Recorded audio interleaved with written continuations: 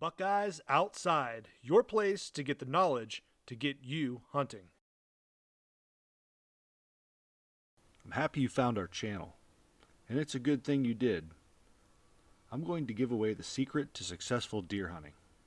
Are you ready? Hunt where the deer are. The best deer hunter on earth can't kill a deer on the moon. First, it's going to be important to have some basic knowledge on clues that let you know deer are in the area. These clues are called sign. The first and most common type of sign are tracks. One track only means one deer happened to walk through there. Look for older tracks and new tracks going multiple directions in one spot. This will tell you that they are regularly hanging around. If they hang around long enough, you'll start to see trails, which are roads for deer. These are access points to and from frequented locations. This is usually a good reason for them to go to these places. Some reasons could include a good food source, security cover, escape routes, or even water. Look for intersecting trails. This could be a good place to hunt. When you find trails, it's likely that you will start to find rubs. Rubs are made by bucks who scrape the bark off the sides of trees with their antlers. Deer grow a new set of antlers every year. In the late winter, the antlers that they have will fall off. In the spring and summer, they will form new antlers that will be covered in velvet. By late summer, these antlers will start to harden off and the deer will rub the sides of the trees to get the rest of the velvet off. Deer also have a gland on their forehead. The proper terminology for this gland is called a forehead gland. While they make rubs, they will also be communicating to other deer that they are in the area. Later in October and November, for most states, this time known as the rut and pre-rut, they continue to rub their antlers to show dominance and breeding territory. Rubs do not necessarily mean that they frequent that particular spot, but usually does mean that they use that area and are making a claim. Big bucks and small bucks rub small trees. Small bucks don't make big rubs on big trees. If you find a 6-inch or bigger tree that has been rubbed really hard, it's likely that there's a good sized buck in that area.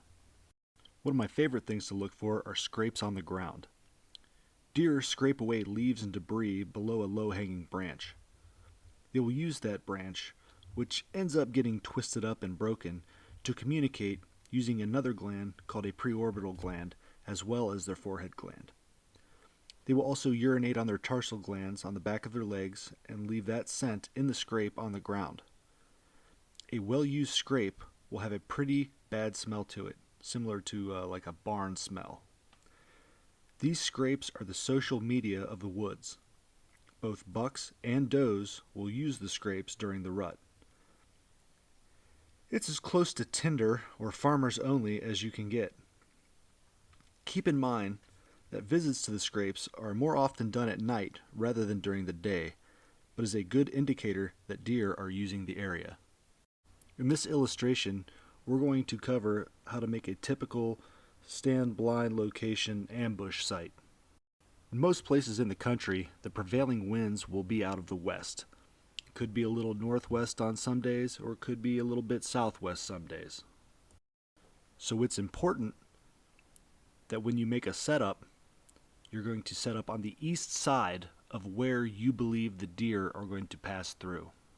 The blue lines on this illustration represent deer trails.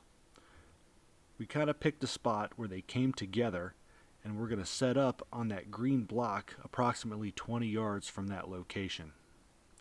Along those trails are rubs and scrapes. If you were to set up in the red block, the wind would take your scent and blow it straight to where you believe the deer are going to be. And it's very hard to get past a deer's nose.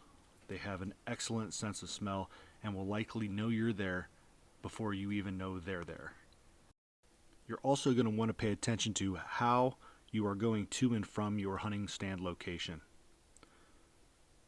If you look at the orange line, it may not be a straight line directly to where you want to go, but it may be the quiet way and it is also not going to alert the deer to your presence.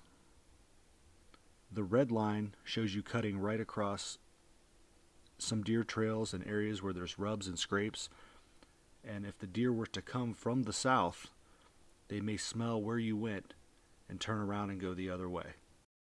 This particular setup is almost perfect. The only spot where you may get into a little bit of trouble is if you had a straight south wind. The one deer trail is directly north of the hunting location and could potentially blow your scent across it. This area is outlined in purple. Every once in a while, the wind isn't going to do what it usually does. It's best to have another setup for those days. If the wind was forecasted out of the east, the red block would be the ideal location to hunt.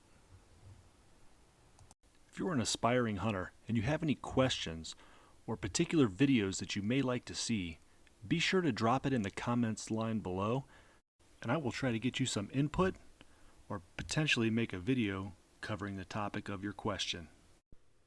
I hope you like the channel. I hope it helps you out, and I hope you learn something. And if you do, like and subscribe right now or you won't get any deer this year.